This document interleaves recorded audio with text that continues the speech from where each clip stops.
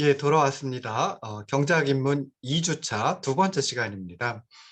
첫 번째 시간에서는 지난 시간에 했던 거 복습을 해봤고요. 그리고 맨큐의 어, 경제학의 기본 원리 중에 두 번째 큰 주제, 개별 경제주체의 상호작용에 관한 원리들에 대해서 살펴봤습니다. 그래서 자유로운 거래는 사람을 이롭게 한다. 그리고 일반적으로 시장은 경제활동을 조직하는 좋은 수단이다. 그리고 세 번째, 경우에 따라 정부가 시장 성과를 더 크게 할 수 있다. 개선할 수 있다라고 하는 거에 대해서 살펴봤습니다. 자, 이번 시간에는 이제 맨큐의 기본 원리 중에 경제학의 기본 원리 중에 큰 세 번째, 국민 경제의 작동에 관한 원리를 설명을 드리려고 하고 있습니다.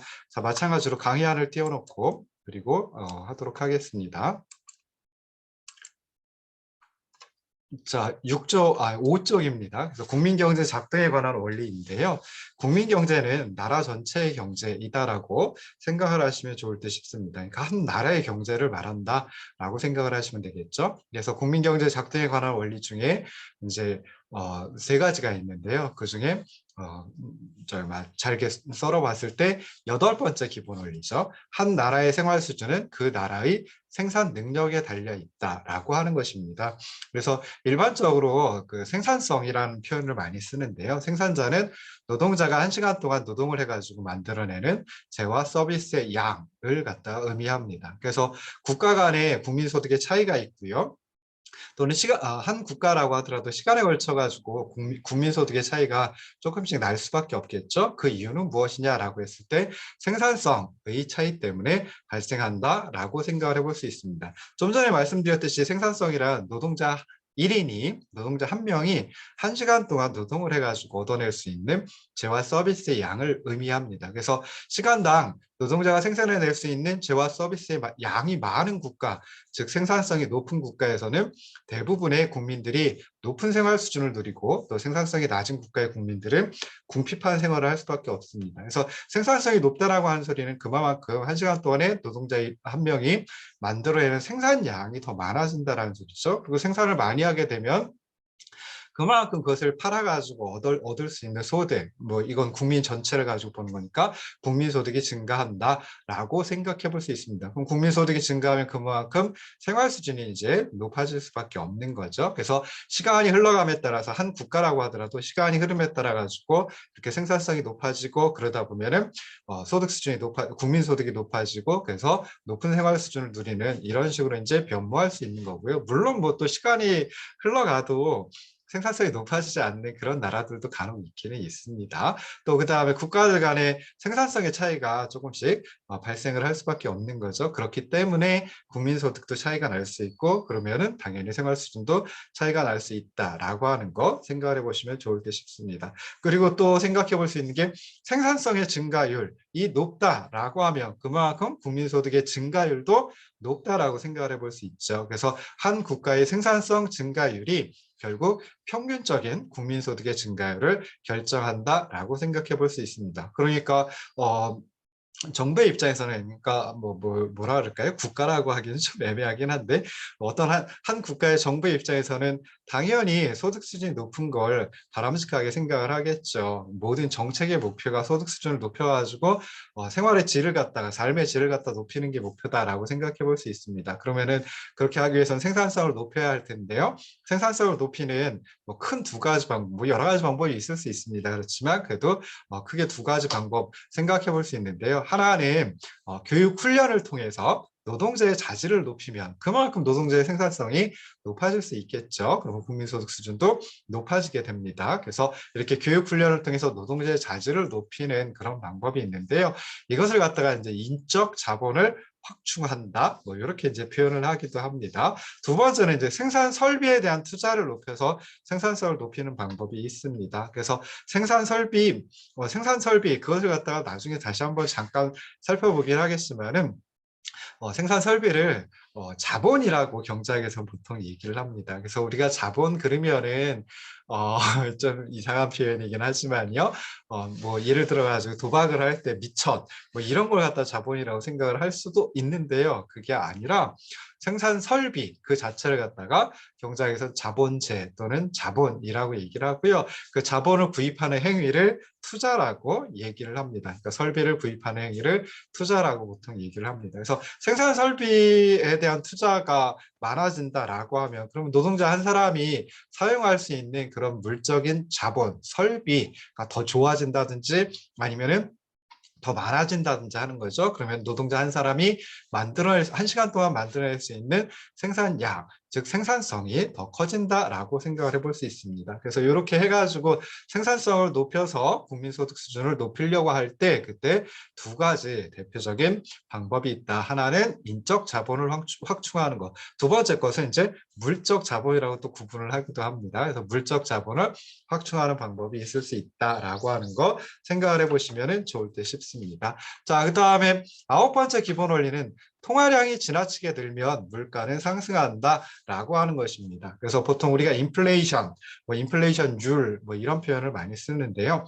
인플레이션은 그냥 순 우리말로 바꿔서 생각해 보시면 물가 상승. 이라고 생각을 하시면 됩니다. 그래서 물가는 전반적인 가격 수준을 갖다 의미를 하죠. 그래서 이런 물가 수준의 전반적인 상승 현상을 갖다가 인플레이션, 그냥 간단하게 물가 상승이라고 이제 얘기를 합니다. 그래서 어느 정도의 인플레이션, 그러니까 완만한 속도의 인플레이션은 오히려 경제를 갖다 좀 더 활성화시키는데 기여를 할 수도 있다라고 얘기를 합니다. 그렇긴 하지만 지속적이면서 높은 인플레이션 같은 경우에는 사회적으로 굉장히 많은 비용을 유발을 합니다. 그래서 나중에 이제 거시경제학 부분에서 다시 설명을 드리도록 할게요. 그래서 물가 상승률을 좀 낮은 수준을 유지하는 것이 필요하다라고 생각을 해볼 수 있습니다. 그런데 물가 상승률이 높다 또는 물가 상승이 지속적이다라고 하는 그 근저에는 그 어떤 배경에는 그 근본적인 이유는 무엇이냐면 통화량의 증가라고 하는 것입니다. 그래서 통화량이라고 하는 것은 어떤 경제에 흘러다니고 있는 화폐의 총량을 갖다 이제 의미를 하거든요. 그래서 통화량은 우리나라 같으면 이제 한국은행에서 화폐를 갖다 찍어내면 되겠죠. 지폐를 찍어내면 그만큼 이제 통화량이 증가하겠죠. 근데 한국은행이 무턱대고 그냥 찍어내지는 않습니다. 또 한국은행의 어떤 물가 정책 이라고 하는 걸 통해 가지고 이제 그 화폐를 갖다 발행을 하는데요. 이렇게 화폐를 갖다 좀 굉장히 많이 발행을 한다라고 하면 그만큼 통화량이 증가를 하게 됩니다. 그래서 통화량이 증가하면 그것 때문에 이제 물가 상승률이 높아지고 또 물가 상승이 인플레이션이 지속적으로 유지된다라고 생각해 볼 수 있습니다. 그래서 우리나라 같으면 한국은행이 통화 정책을 수행합니다. 통화량을 늘리고 줄이고 늘리더라도 완만한 속도에 늘린다든지 이런 걸 갖다 이제 결정을 하고 대부분의 국가에서는 마찬가지로 이제 중앙은행에서 합니다. 근데 여기 이제 정부라고 표현을 해놓긴 했는데요. 그래서 정부가 통화량을 늘리면 화폐의 가치가 반대로 떨어집니다. 그래서 물가가 상승하는 그런 걸 갖다 이제 생각을 해볼 수 있습니다. 그래서 통화량을 늘린다라고 하면 통화량은 늘어나는데 상품의 생산량, 재화 서비스의 생산량은 그냥 그대로 있다라고 하면은 그때는 어떻게 되겠어요? 당연히 생산된 그 상품의 가치가 더 높아집니다. 근데 이제 요거는 화폐 가치로 따졌을 때 더 높아지는 거고요. 화폐 가치가 아니라 화폐의 가치는 거꾸로 떨어진다라고 생각을 해볼 수 있습니다. 그래서 통화량이 늘면 그 반대 방향으로 화폐 가치가 떨어지게 되고 그러면은 물가가 상승한다라고 하는 것까지 한꺼번에 생각을 하시면 좋을 듯 싶습니다. 자, 마지막 10번째 기본 원리는 단기적으로는 인플레이션과 실업 사이에 상충 관계가 있다라고 하는 겁니다. 인플레이션, 물가 상승도 아까 지속적이고 높은 물가 상승 같으면 안 좋은 놈이라고 했죠. 실업도 당연히 안 좋은 놈입니다. 둘 다 안 좋은 거니까 인플레이션도 가급적이면 좀 줄이려고 할 테고요. 인플레이션율을 낮춘다든지 하려고 할 테고요. 실업률도 낮아지는 것이 바람직하다라고 생각해 볼 수 있죠. 그런데 이 둘 사이에는 상충적인 관계가 있습니다. 그래서 인플레이션을 낮추는, 즉 좋은 방향으로 움직이려고 하면 실업이 더 많아지고요. 실업률이 높아지고요. 실업률을 줄이려고 하면 오히려 인플레이션율이 높아지는 그런 현상이 단기적으로는 발생을 합니다. 그래서 인플레이션을 좀 없애고 싶은데, 그러니까 기본 원리 9번째 기본 원리 보면은 정말 물가가 상승하는 거 이거 뭐 별로 좋지 않다. 뭐 지속적이고 높은 물가 상승률 같은 경우에는 좋지 않다라고 했는데, 그래서 인플레이션을 없애고 싶습니다. 인플레이션율을 갖다 좀 낮추려고 정말 인플레이션율을 낮춘다든지 아니면 인플레이션율 자체를 갖다가 0으로 한다든지 하고 싶은데, 그런데 그렇게 하지 못하는 이유는 적어도 단기에 있어서는 인플레이션과 실업 사이에 상충 관계가 있기 때문이다라고 얘기를 하고요. 이걸 처음 발견하신 분 필립스라고 하는 학자의 이름을 따서 필립스라는 학자가 곡선을 제시를 했거든요. 그래서 그 둘 사이에 역비례적인 반비례적인 그런 관계를 갖다가 찾아내셨어요. 그래서 그걸 필립스 커브, 필립스 곡선이라고 얘기를 합니다. 여기서 단기가 어느 정도 기간이 단기야 참 애매합니다. 그냥 뭐 1년 이상이면 장기고 1년 이상이면 장기고 1년 미만이면 단기고 뭐 이렇게 딱 구분을 할 수 있으면 좋은데요. 근데 경찰에서는 그렇게 구분을 하질 않아요. 그래서 나중에 또 단기, 장기 나누는 것도 미시경제학 부분에서 한번 더 생각을 해보도록 하겠습니다. 그래서 적어도 1, 2년 정도의 단기에서는 가격 조정이 쉽게 이루어지질 않습니다. 그냥 즉각적으로 확확 변화한다든지 그러지는 않거든요. 그래서 가격 조정이 느리게 나타나기 때문에 정부의 경제 정책이 인플레이션율을 줄이려고 하는 정책이다라고 하면 오히려 실업률을 높이는 쪽으로, 그다음에 실업률을 낮추는 정책인데 이게 인플레이션율을 높이는 그런 서로 반대 방향으로 움직이게 할 수밖에 없습니다. 그래서 10번째 기본 원리, 단기적으로는 인플레이션과 실업 사이에 상충 관계가 있다라고 하는 거 생각을 해보시면 좋을 듯 싶은데요. 자, 거기 예를 들어가지고 했어요. 그래서 통화량을 감소시키면 어떻게 될까요? 통화량이 감소된다는 건 막 경제에 통용되고 있는 화폐 양이 줄어드는 거거든요. 그러면 경제 주체들은 자기 수중에 있는 화폐 양이 줄어드니까 어떻게 하냐면 지출을 갖다 줄이려고 합니다. 그러면 가계가 지출을 줄인다라고 하면은 그런데 단기에 있어서는 가격이 쉽게 변화하지 않거든요. 가계가 지출을 줄이고 어떤 상품에 대해서 어떤 재화 서비스에 대해서 덜 구입하려고 한다라고 하면 그때는 어떻게 되겠어요? 가격이 낮아져야 됩니다. 시장 원리에 따르면 가격이 낮아져야 되는데 근데 단기에서 가격은 확확 바뀌질 않아요. 그래서 아직까지 높은 상태, 가격이 높은 상태에 놓여지게 됩니다. 가격은 높고 사람들은 구입하려고 하지 않고 그럼 기업의 매출은 어떻게 될까요? 매출액은 줄어들 수밖에 없습니다. 그럼 기업이 매출액이 줄어들고 그래서 순이익이 줄어든다라고 하면은 쓸 수 있는 방법 고용을 축소하게 되거든요. 고용을 축소하게 된다. 이 소리는 바로 뭐냐면 실업자의 수가 더 많아진다라는 거죠. 실업이 발생하고 실업률이 높아진다라고 생각해 볼 수 있습니다. 처음에 뭐였어요? 정부가 통화량을 감소시키면 통화량을 감소시켜서 결국 뭐 하려고 하는 거였어요? 인플레이션율을 줄이려고 하는 거였습니다. 인플레이션, 물가 상승을 갖다가 줄이려고 한 거예요. 또는 물가를 아예 하락시키려고 한다든지 이런 거였어요. 그래서 물가 상승은 줄어들지만 그거에 따라 가지고 실업도 많아지는, 그러니까 물가 상승률을 낮추니까 인플레이션율을 낮추니까 이거 바람직한 결과를 가져왔는데 근데 실업률은 오히려 높아지네. 안 좋은 방향으로 움직이네. 그래서 결국 단기적으로는 적어도 단기적으로는 인플레이션과 실업 사이에 상충 관계가 있다라고 하는 걸 생각을 해두시면 좋을 듯 싶습니다. 장기로 가면 어떻게 될까요? 장기로 가면 가격이 조정이 됩니다. 그래가지고 인플레이션과 실업 사이에 상충 관계가 있질 않습니다. 그래서 결국 이제 이 경우 같으면 인플레이션과 실업이 서로 이제 무관하게 되는데요. 근데 그때는 언제냐면 좀 긴 기간, 장기일 때 그렇다라고 생각을 하시면 좋을 듯 싶습니다. 그래서 이렇게 해가지고 맹큐란 학자가 제시한 경제학을 하는 사람들이 풀어야 될 거 또는 뭐 생각해 봐야 될 기본 원리, 경제학의 10대 기본 원리 해가지고 10가지를 갖다가 생각을 해봤습니다. 자, 그 다음에 이제 우리가 볼 것은 경제학 연구 방법론 해가지고 거창한 이름을 갖다가 집어넣어 놨는데요.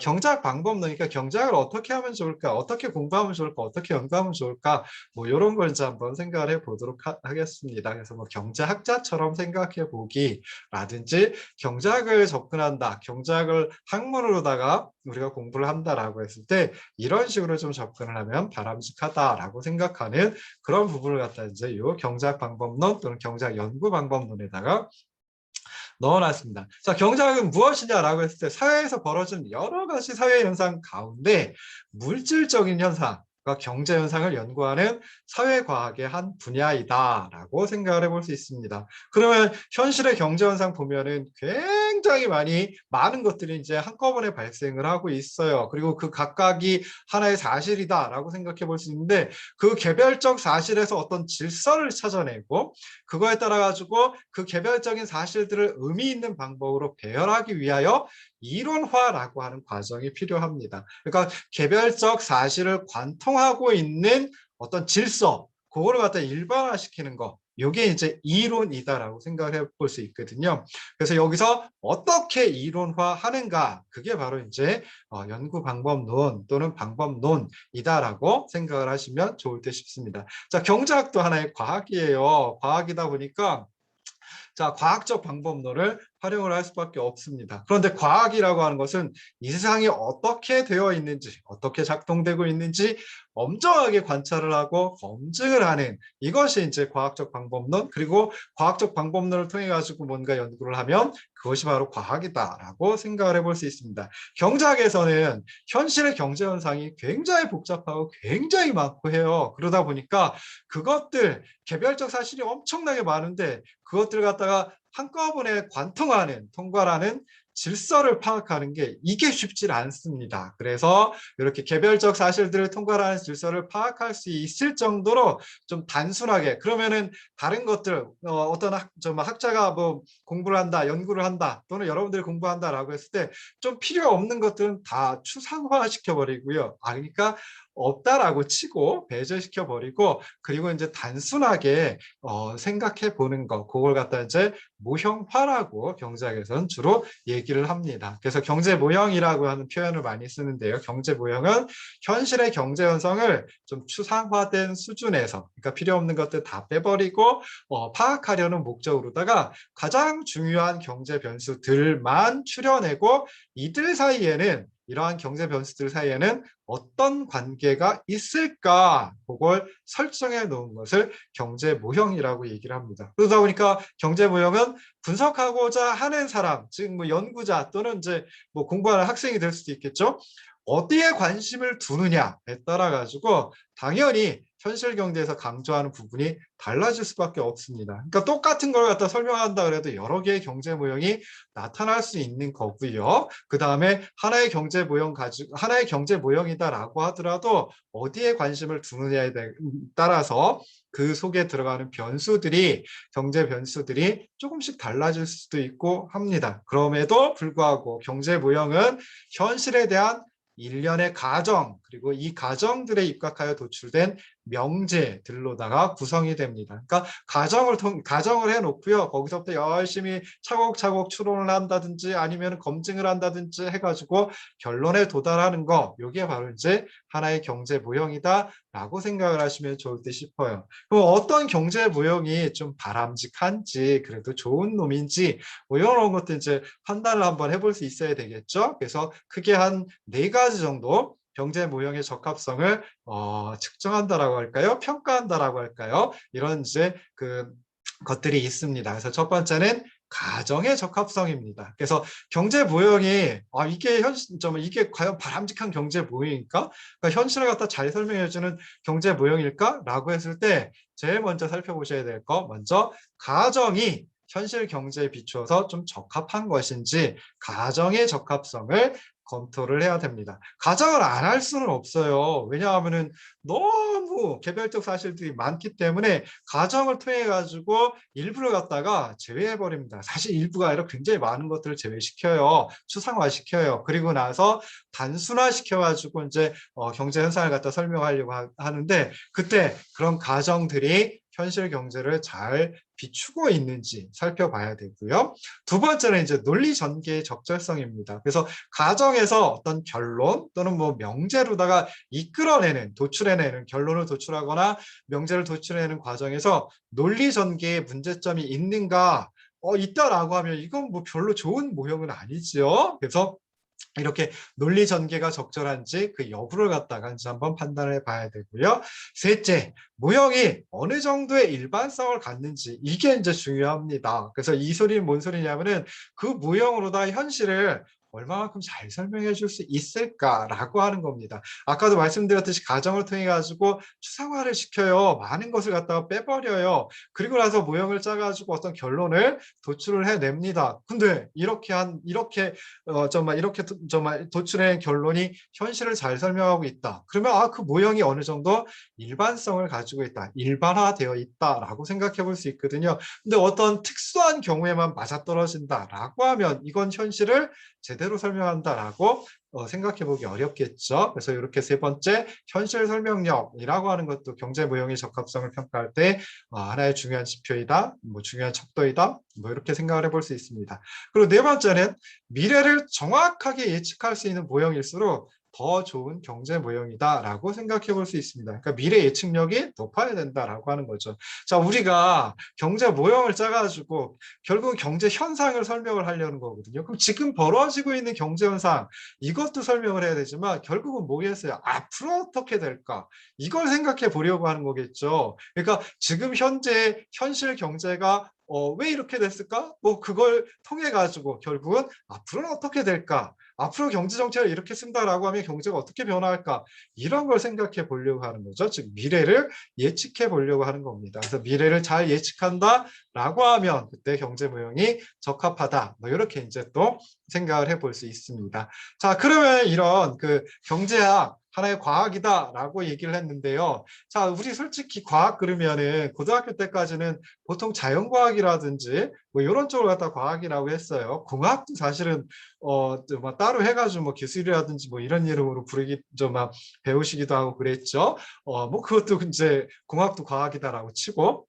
자, 그런데 대학에 들어와 보니까 이거 예전에 사회 과목이었는데 사회과 교과목이었는데 이것도 사회 과학이라고 하네. 그다음에 또 저기 막 국어라든지 그러니까 어학이죠. 어학이라든지 아니면은 문학이라든지 역사라든지 철학이라든지 뭐 이런 걸 갖다가 보통 인문학이라고 부르는데 얘도 학자가 붙었어요. 사이에 떨어진 게 하나 있죠. 생략된 게 있어요. 과학이에요. 인문과학인데 줄여가지고 인문학이라고 하는 거거든요. 와, 뭐 인문현상을 탐구하는 것도 과학이라고 하고 사회현상을 탐구하는 것도 과학이라고 하고 자연현상을 탐구하는 것 또는 정말 공학적인 부분을 탐구하는 것도 과학이라고 하네. 이 과학이 뭐지? 라고 생각해 볼 수 있습니다. 과학은 아까도 말씀드렸죠. 엄정한 관찰과 검증, 즉 과학적 방법론을 이용해 가지고 연구를 하면 그놈을 갖다가 과학이라고 얘기를 합니다. 그럼 과학적 방법론은 무엇이냐라고 했을 때 우리 익히 알고 있는 거예요. 연역적 방법 그리고 귀납적 방법 이 두 가지를 과학적 방법론이다라고 얘기를 합니다. 그래서 연역적 방법 디덕션이라고 얘기를 하죠. 그래서 자명하다고 생각되는 일련의 가정 그리고 공리로부터 출발해가지고 논리적 법칙에 부합하는 추론을 통해 이론을 도출해내는 방법 이걸 갖다가 연역적 방법이다라고 얘기를 합니다. 그러니까 가정이나 공리를 먼저 세워요. 그리고 거기서부터 이제 논리적으로 추론을 해가지고 어떤 하나의 명제 또는 결론을 끄집어냈다라고 하면 이놈을 연역적 방법이라고 얘기를 합니다. 자, 경제학에서는 그러면은 연역적 방법을 할 때는 논리적 추론이라고 하는 게 이제 중요한데요. 그 논리적 추론을 하기 위해서 주로 많이 활용하는 도구가 무엇이냐라고 했을 때 논리학하고 경제 수학이라고 하는 수학의 한 부분입니다. 그래서 이 수학하고 논리학을 통해 가지고 이 연역적 방법으로 결론을 끄집어낸다라고 생각하시면 좋을 듯 싶고요. 여기 공리라고 하는 거, 액시엄이라고 하는데 이거는 그냥 자명하다. 라고 생각하는 가정을 공리라고 얘기를 합니다. 그러니까 자명한 가정, 스스로 명백한 가정. 이거는 그냥 맞아. 이 가정이긴 하지만 이건 그냥 맞는 거야 라고 생각할 수 있는 그런 것들입니다. 그래서 어떤 거 있냐면요.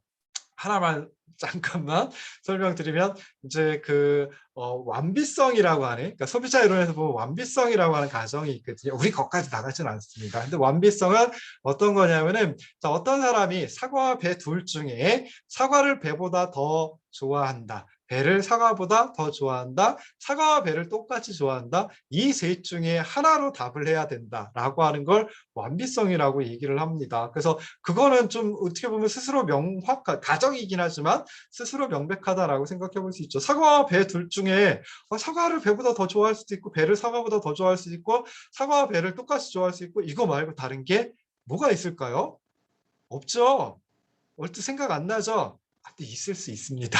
그래서 일단은 이렇게 스스로 명백한 가정을 공리라고 하고 이런 공리로부터 출발해 가지고 논리적으로 추론을 해서 명제 또는 결론을 끄집어내는 방법을 연역적 방법이라고 얘기를 합니다. 자, 두 번째는 이제 귀납적 방법이에요. 이것도 과학적 방법 중에 하나입니다. 그래서 현실 세계, 현실을 열심히 관찰해 가지고 여러 가지 개별적인 사실이 있는데 이것들에 근거해서 어떤 일반적인 명제 또는 결론을 도출해내는 방법을 귀납적 방법이라고 얘기를 합니다. 그래서 경제학에서는 그러니까 이 귀납적 방법은 먼저 하나의 가설을 갖다 세워요. 가설을 세우고 이 가설이 현실을 갖다가 현실의 어떤 데이터를 통해 가지고 검증이 가능하다라고 하면 하나의 결론이다. 하나의 결론으로 끄집어내는 방법을 경제학에서는 귀납적 방법이다라고 얘기를 합니다. 그래서 경제학에서는 귀납적 방법을 쓸 때 주로 많이 쓰는 도구가 통계학하고 계량경제학이라고 하는 것. 그러니까 계량경제학은 통계학에서 조금 더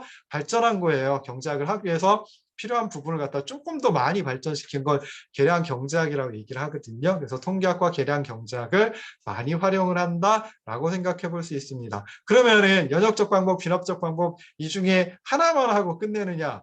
그렇지 않습니다. 경제학에서는 연역적 방법과 귀납적 방법을 상호 보완적으로 활용을 합니다. 두 가지 방법들을 다 써요. 그래서 연역적 방법에 의해 어떤 모형을 하나 일단 도출을 하고요. 그리고 나서 이것들을 현실에 가능한 많은 자료, 데이터를 이용해 가지고 실증적으로 검증을 해서 하나의 경제 모형을 완성한다. 이렇게 이제 생각을 해보시면 좋을 듯 싶습니다. 자, 그래서 또 잠깐 쉬었다가 다시 돌아오도록 하겠습니다.